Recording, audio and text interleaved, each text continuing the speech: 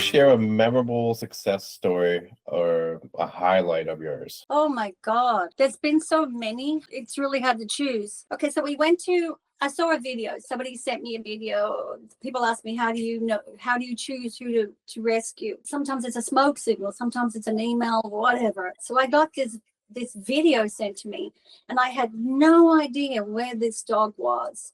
And it was the thinnest, skinniest dog I've ever seen in my life, and I've seen more than my share. And I was so upset because the dog had a massive tumor in his mouth, and he was a pit bull. And so he was living in where somebody had moved out, and it was all garbage. And so this dog was running out and barking, but he wasn't barking like it was going to kill anybody. So we didn't know where he was. So we sent the team out. I said, don't come back without this dog. So when they get there, they actually took a couple of days to find him.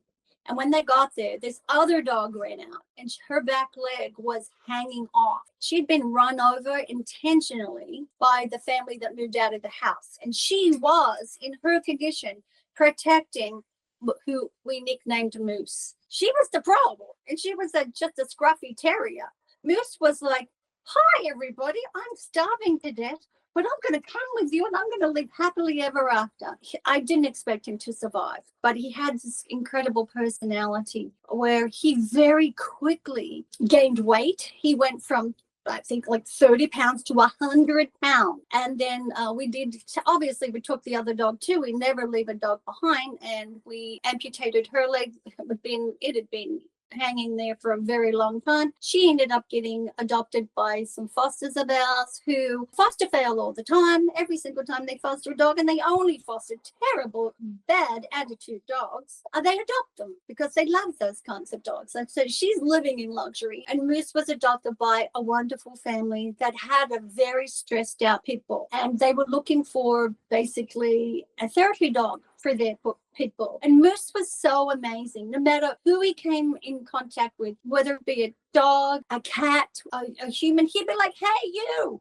over there, wait for me. I'm going to come home with you, and I'm going to live forever with you. He just loved everybody, and he offered his paw to everybody. It was like the Oprah of the dog world. You get a paw, and you get a paw, and you get a paw. And then so he was adopted by this incredible family, and he instantly bonded with them and helped the other dog become more comfortable. That was about 3-4 years ago. Unfortunately, we just found out that he ended up getting cancer again. The tumor that he had was fully resolved, that we removed, and it wasn't metastatic or anything. Pit bulls often do get cancer, so we just lost Moose, but he had an incredible story.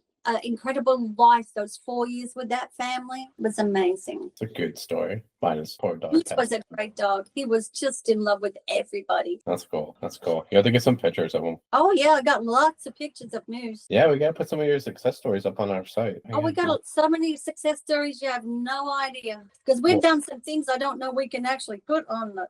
I don't think we can actually tell everything we did. We kicked in a few doors, stole a few dogs that have been abused. That's okay. Climbed over some fences with bolt cutters.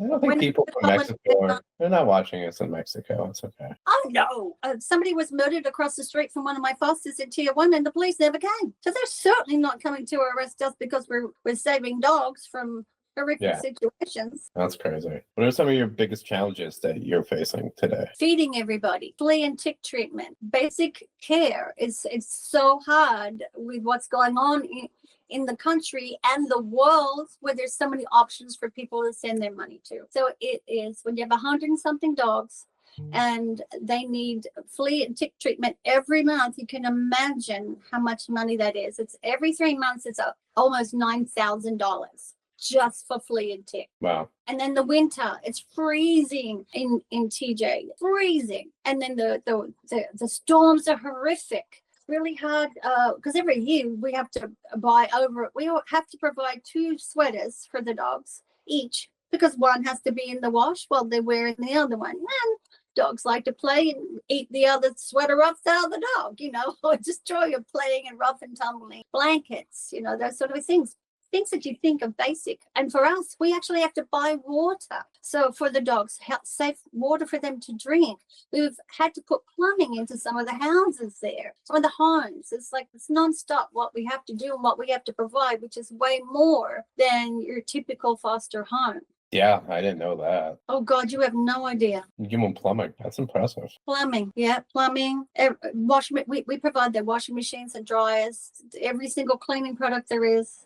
Laundry soap, dish soap, brooms, mops, buckets, Clorox, Simple Green, surface wipes, and sprays. It is a non-stop monthly thing. Cleaning products cost us about $1,000 a month. Do you get them through Amazon, or where are you getting them through? I was getting it through Amazon and Costco, and then having it taken across the border. But because I prefer to do it that way, because it's a little bit cheaper for us, but the fosters need it when they need it, and sometimes they don't get it in time. So they go to Tijuana Costco. But unfortunately, Tijuana Costco, everything is considered imported. So it costs more than it does actually to cost to buy it in San Diego across the street and have somebody deliver it. But it's all about timing and need. I would not think it would be more expensive in Mexico. It is.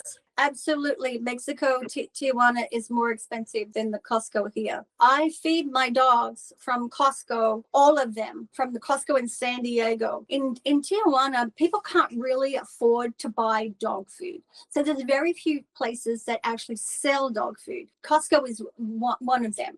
When you go into a supermarket, they don't fill up shelves with things that no one's going to buy. So there might be a bag of some disgusting stuff on a shelf. There might be one or two, but you can't go to a supermarket and buy dog food. So it has to come from like a Costco base.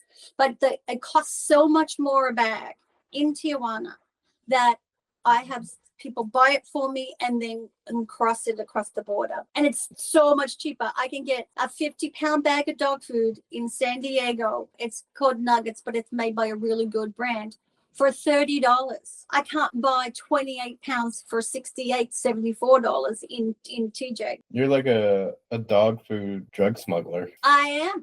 And honestly, we do get into trouble taking the supplies across because they're crooked. The border's crooked. They've impounded the vehicles, and I've had to like pay fees to get the vehicle, surrendered back to the owner, all kinds of crazy ass shit. Oops. I did it again. Well, it's good. It's only one time. It's good so far, I can behave myself every now and again.